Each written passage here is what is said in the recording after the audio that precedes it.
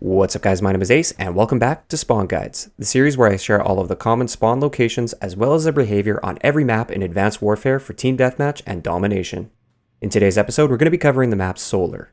Let's get into it.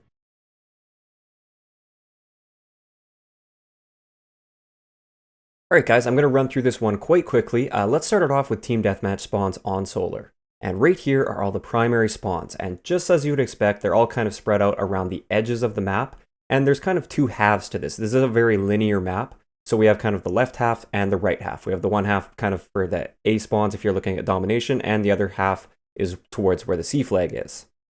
Now for secondary spawns, we kind of have a few scattered throughout the middle of the map. I wouldn't worry about these ones too much. They don't happen very often, and it's not something you really have to think about too much while you're actually in-game trying to predict spawns. Just know that they are there.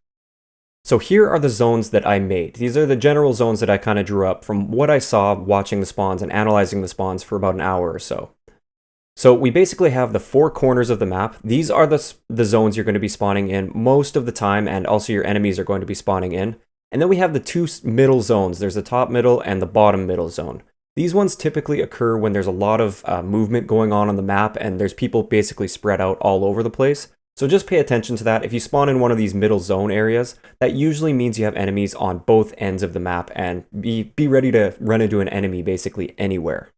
These zones are really straightforward, and the spawns actually behave very simply on this map. It's very easy to predict. There's no spawns that I really feel like I need to point out as being a problem spawn or anything. They behave exactly how you'd expect them to behave based on the behavior that I shared with you guys in the first episode of this series.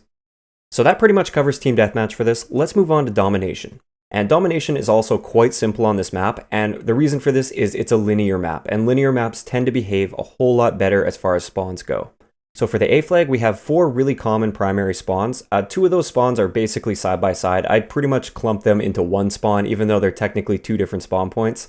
And those are the ones on the far left side of the map. So as far as in-game spawn prediction, I just consider those to be one spawn. Then we have the one right next to the A flag, and that's one that you'll typically get if you have somebody pushing towards the bottom side of the map, on the bottom side of the map towards the A flag. And then we have the one on the bottom left corner, which usually happens when you have people pushing the top side of the map towards the A flag. For the B spawns, we have two really common B spawns. So if you only hold the B flag, which is actually really rare on this map since it is so linear, it's very rare that you'll only hold the B flag. But if you do, you'll most likely spawn at one of these two bigger blue spawns. And then the little blue spawns, those are ones that happen every now and then, but they're very rare, so I wouldn't worry about them too much. It's just nice to know that they're there. And then finally, for the C flag, we have three very common primary spawns. They're almost always going to spawn at these three spawns. And then we have also that one small spawn that's kind of on the top right corner of the map. That one doesn't happen very often, but it does sometimes if people are pushing the bottom half of the map towards the C flag. And one last thing I want to point out is that bottom B spawn, the primary one, the big blue spawn at the bottom of the map, that one is also sort of a shared spawn. So you can spawn there if you only hold the C flag.